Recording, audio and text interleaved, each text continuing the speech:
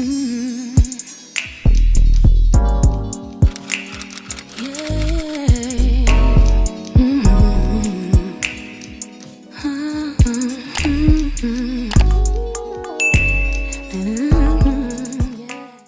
everyone, welcome back to my channel.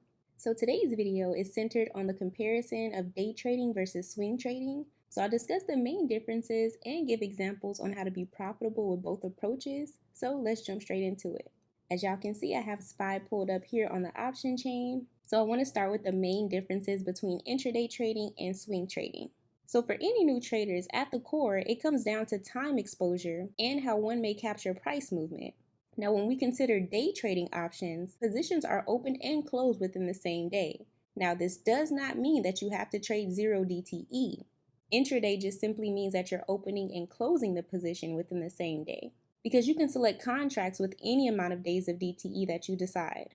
Now, the goal in this is to capitalize on short accelerated momentum, intraday volatility, and quick technical setups. Now, in swing trading options, on the other hand, this involves holding positions for days, weeks, or even months at a time. The goal is to take advantage of larger directional moves driven by technical patterns. It could be earnings cycles or just simply broader market trends. Now, because of that, day trading relies on precision timing and fast exits, while swing trading leans on patience and trend development. So y'all have heard me discuss plenty of times before how important it is to be selective when you're choosing a contract. And y'all already know the pros and cons of trading 0 DTE versus choosing extended days to expiration at like 30, 60 to 90 days out. Now, to get into the pros and cons of day trading options, one of the pros is that there's faster capital turnover.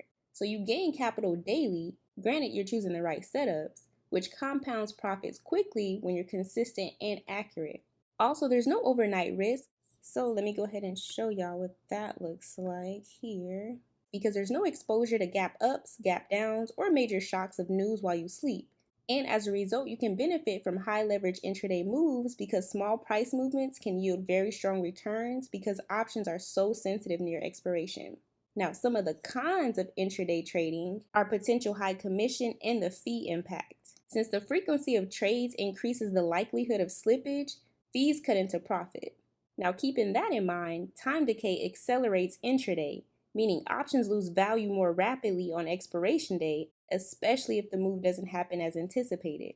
And to be honest, that can be mentally draining because in all actuality, high emotions may set in, as much as we may try to avoid it. So for that, I'll say strict discipline is required. Now, when we look at the pros and cons of swing trading options, some of the pros are larger move potential. You can capitalize on multi-dollar moves in the stock, flipping a single options play into a position that multiplies in value. So what that means is that you have more flexibility because you don't need to constantly watch the position every second, and you can regulate your time to ensuring that the trade is valued. So along with that, there's more opportunity for strategic setups because you can layer your analysis with certain catalysts, which y'all have heard me mention before. This can be FOMC meetings, technical breakouts. Any of these things can play out, resulting in higher probability swings depending on your directional trade. So some cons to swing trading are: 1, the overnight risk. As mentioned, market gaps, news reports, or even earning surprises can crush a trade in a matter of hours, sometimes even minutes. And we've seen this play out countless times. Situations where there may be optimistic and positive sentiment in the market one day, and literally overnight things can shift drastically. Now, of course, we can't control any of these factors, so that in itself heightens the risk when holding contracts overnight. Going along with that, another disadvantage of swing trading is slower capital rotation, meaning because money is tied up for days or even weeks, it may take an extended period of time to be highly profitable. Doesn't mean you can't make money, but it may just take longer for the trade to play out as you've planned.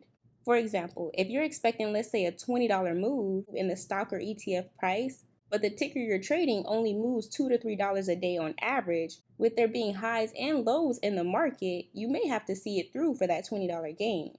But then that also opens up the conversation about how theta decay hits. If the stock consolidates sideways, your option loses value daily because there's no real benefit in a choppy market. Hence why it's super important to pay attention how time is going to erode your contract. Okay, so I do want to discuss structuring trades for the best result. Within intraday trading, a main focus can be on weekly options with high volume, and we can see here that it's pretty much grayed out for SPY, which is typical because volume resets every day. So that's why it's important to pre-plan, especially when you're looking at the numbers prior to the market open. So a main focus can be on weekly options with high volume and tight bid-ask spreads, ideally set at strikes that are at the money or slightly in the money, so that they move dollar for dollar with the stock price. Now the open interest is also telling with this as well. But no matter what contract you choose, stop losses must be tight, because if 3 to 5 candles close against your direction, it's easy to take a major L. So risk management is key. Now, one of the highlights of day trading is that the profit targets are typically 20% to 50% returns per trade, and that's just on average. And since the moves are quick, that may be just a baseline metric. Now, when swing trading, it's a good idea to choose option contracts that are anywhere from 30 to 90 days out of DTE if you're looking for like a shorter term swing. Now, this is good to protect against rapid time decay.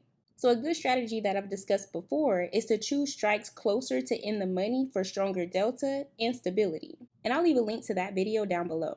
But also keep in mind, when swing trading, you may often want to use trailing stops or scale out of contracts as the stock's trend fades.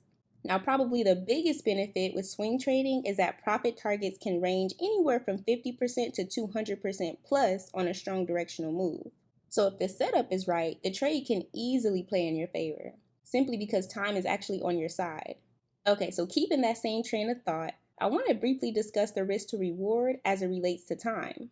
When day trading, the R&R generally compounds faster through frequency.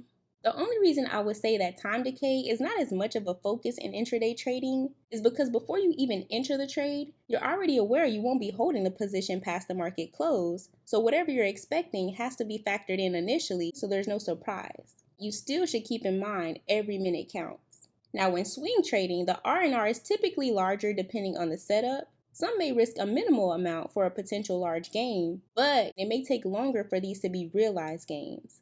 Now, a reason I would say that time decay matters much more when swing trading is that the closer you are to expiration, the heavier the daily erosion. That's why swing traders choose 30 to 90 days of DTE contracts or longer. Okay, so to provide more context on how trades play out, you definitely want to be aware of the fact that day trading is best for traders who want instant profit as mentioned, and they're comfortable making rapid fire decisions. But what intraday trading forces you to do is to get better at learning how to read the charts while also timing your entries and exits without depending on what may play out tomorrow, since you're not holding any overnight risk. Swing trading is usually better for traders who upfront prefer to analyze over time because this forces you to structure the move carefully and let the trend play out. This then gives you more time to think and avoid the mental exhaustion of day trading because patience comes into play. So plain and simple, y'all, for weekly expirations, day trading is arguably safer since time decay is pretty brutal overnight. Now, what this does not mean is that Theta doesn't hit hard intraday. Intraday time decay can be weighted on weekly options as well, and it can actually be more effective than most realize. So I'm going to go ahead and hit the drop down, and let's say, for instance, we're looking at 3 days of DTE. If we're looking at an at the money at this 643 strike here, we can see that the delta is at $50, Theta is at a negative $56. Some may look at this and say, okay, the Theta doesn't really matter because I'm not planning on holding it past the day. However, we can see that it accelerates rapidly because clearly it's jumping and it just went from 56 to 57. But y'all can see that it does not stop. So basically what I'm saying is that even with holding an at-the-money contract with only 2 to 3 days of expiration, this is something you may choose even though you're not planning to hold it past the end of the day. You can still lose measurable premium with a single trading session, especially if the stock doesn't move. And as y'all know, I'm not a huge fan of trading a higher theta than a delta. For me personally, that's just not my trading style. That's why experienced day traders target momentum with very specific timing, while swing traders account for theta erosion in their trade off top. Now, the last thing I want to discuss in this video is what stands out the most to be highly profitable. The biggest driver of profitability, in my opinion, is position alignment with market conditions. Specifically, day trading thrives when volatility is high intraday and ranges are wide, meaning the stock has a huge rally or a drastic sell-off. Swing trading thrives when the market has strong directional moves, trending for weeks or even months at a time, which is why y'all know I trade seasonality when swing trading. So I'll leave a link to those videos down below since I went over this in more detail. But yeah, choosing the right expiration and time frame to match volatility is what separates consistent traders from inconsistent ones. And that's mostly because implied volatility shifts impact on each style differently. A lot of new traders may not realize that implied volatility crush, which is what you'll often hear called IV crush, it can deplete gains for both styles, but in very different ways. A swing trader might strategically enter a trade before earnings, expecting a move, for example, but if IV drops after the report, their profitable direction can still end up red. For a day trader, IV shifts intraday around news like Fed speeches or economic data, and this can make a contract lose value even if you're right about the direction. So it's mainly about knowing how to pair strike selection with volatility and expirations. So a good tip is that if you're intraday trading, your edge for one aspect is in the use of the in-the-money strikes with tighter spreads, since they move more aligned. So you capture better momentum without as much premium decay being a factor. And a good tip for swing trading options is to target strikes just slightly outside the money with extended time. This gives enough gamma to profit from directional moves while keeping theta erosion slower, creating a better risk to reward window. But in all actuality, the main reason traders can benefit from both styles, using both approaches expands opportunity. You can day trade short-term contracts for quick gains while holding swing trades with further out expirations for trend exposure. This way, one account benefits from fast income and another from larger growth moves. And all that's doing is blending immediate liquidity with long-term profitability. So yeah, both are quality ways to trade. And that's pretty much all that I wanted to cover. I know this was a quick video, so I hope this helps. So yeah, y'all, that'll pretty much do it for this video. Y'all already know that if you found any of this information helpful, let me know in the comment section down below. I thank y'all so much for watching, and of course, I'll see y'all in my next one.